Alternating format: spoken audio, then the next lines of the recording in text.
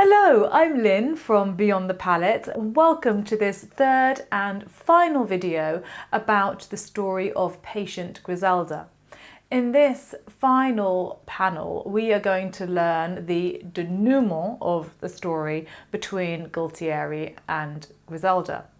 So just a very quick recap. Gualtieri, the Marquis of Saluzzo, has married a peasant girl, Griselda, on the understanding that she is to be obedient to him at all costs. He really tests her obedience and loyalty when he takes away first her daughter and then her son when they're babies, and her assumption is that they have been murdered. And then he, to top it all, divorces her, or says that he is divorcing her, and sends her back to her father's house.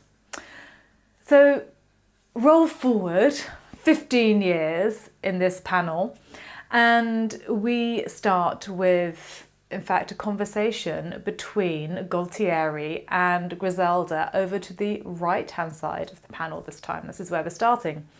So what is Gualtieri saying to Griselda after this long absence of communication? He is saying, Griselda, I really need you to come back to my house. I need you to come back to my house because I am getting married again, and you are the only person who is going to be able to clean my house properly and prepare for the feast in the way that I would like it to be done. And so Griselda, ever obedient, says, okay, and you can see her on the left-hand side entering the house and then sweeping the doorstep.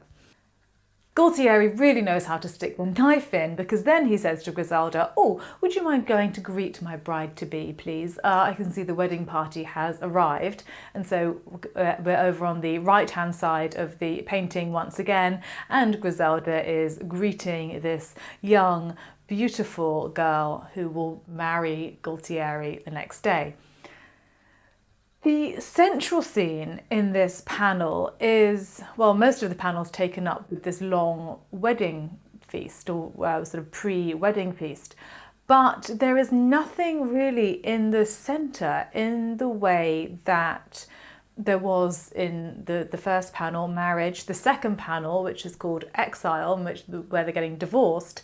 So here you would probably expect that Gualtieri would be in the centre with his next bride, wouldn't you?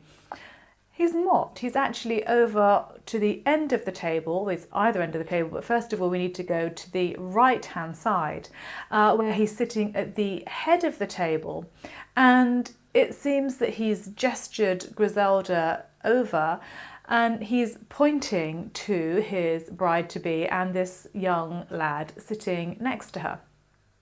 Have you guessed it? Have you guessed the twist in the end of this tale? Yes.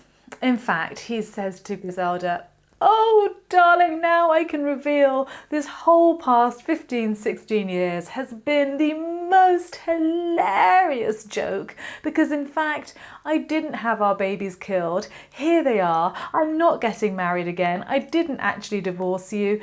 This is your daughter. This is your son. You have passed this test of loyalty. Oh my goodness, my darling Griselda, we are going to be a happy family forevermore. How lovely. Yeah. So then there they are at the other end of the table to the left-hand side, and there as a family unit. But Griselda doesn't look very happy, does she? She doesn't have the choice, apparently. That is the end of the story of Gualtieri and Griselda. So she's probably got, I don't know how many more years of his absolutely intolerable behaviour, although I don't think he's going to pull that stunt again.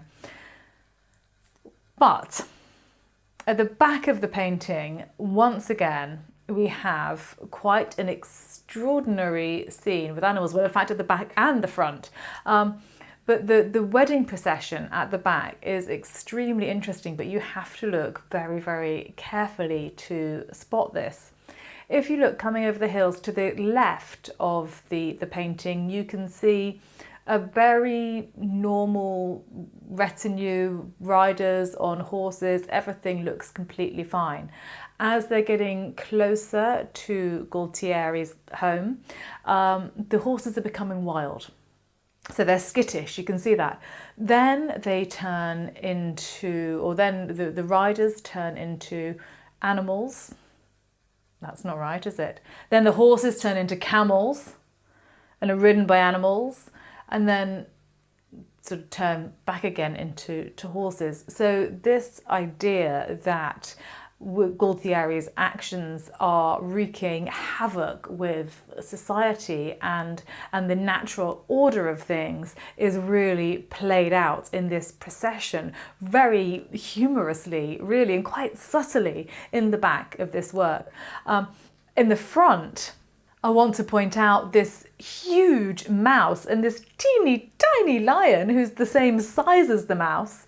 So that, I mean, what's that about? I think clearly the artist is just having some fun here, but the fact remains that he has certainly included these animals for a purpose, and I think that that purpose is to remind people in Gualtieri's position, don't forget that these paintings would have been in the home of a very wealthy person, so whoever the groom was within this marriage would have had an awful lot of power, but the artist is just reminding him that okay, you know, you have this power, but do not abuse it, because if you abuse it, then bad things will happen.